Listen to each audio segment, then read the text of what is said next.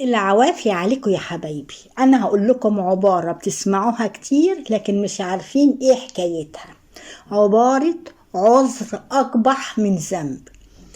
إيه الحكاية بتاعتها؟ حكاية هارون الرشيدي.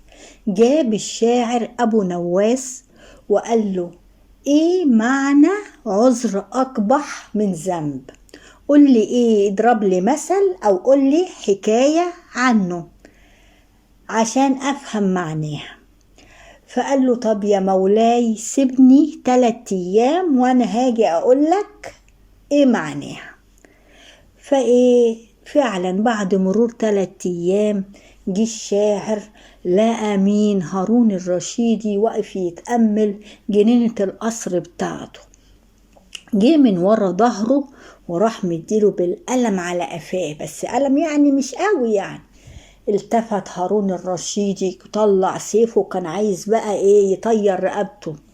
قال له: انا اسف يا مولاي، بحسبك سيدتي زينب. قال له: كمان انت اتجننت ولا ايه؟ زينب دي مرات مين؟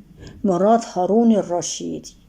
قال له: هو ده العبارة اللي انت كنت عايز تفهمها، عذر أقبح من ذنب. فضحك هارون الرشيدي وصفح عنه. أما يا حبايبي دلوقتي الأيام دي تبقى انت يعني مدهول الدنيا أو هي مدهولة الدنيا، وحد من الناس يجي ياخدكم عشان تصلحوا الناس وترضوهم، تقولوا لهم: احنا ما كناش عايزين نصالحكم، لولا الناس دي اتحايلت علينا لولا جينا. يعني تقمطوهم زيادة، بدل ما تصفوا يعني الجو بينكم تقمطوا الناس زيادة.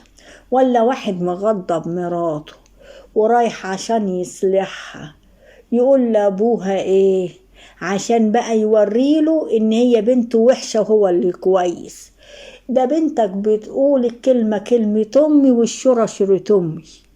يعني انت ما تحكمش على جلابيتك، يعني انت ما تقعدش يعني تتقنعر عليا وتقول لي ليه عملت كده مع بنتي وزعلت بنتي وانت اصلا الكلمة مش كلمتك. ده ناس كده تروح تقول كده تقمطوا الناس.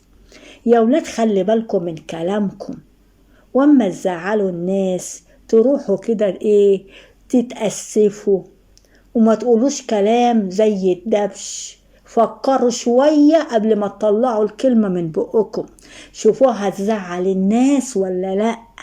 فكر شوية، من ربنا خلق لنا العقل ليه؟ ما نتسرعش في الكلام ولا نخرج الكلام يوجع اللي قدامنا ونقمطه ونقول هو مش راضي يصالحنا. طب مش راضي يصالحك ليه؟ ما من الزلط اللي بيطلع من لسانك. خلوا بالكم يا حبايبي، الناس ما بتحبش الغلط فيها، زي انت ما بتحبش حد يغلط فيك ما تغلطش في حد. واما تروح تتأسف بأدب مش بقلة أدب وتقول أصل ما كنتش عايزة أصالحكم، أصل الناس بتقول عليكم إيه. الكلام ده ما ينفعش. وانا عجبكم الفيديو بتاعنا ما تنسوناش في اللايك والشير وتمسوا بالخير يا حبايبي.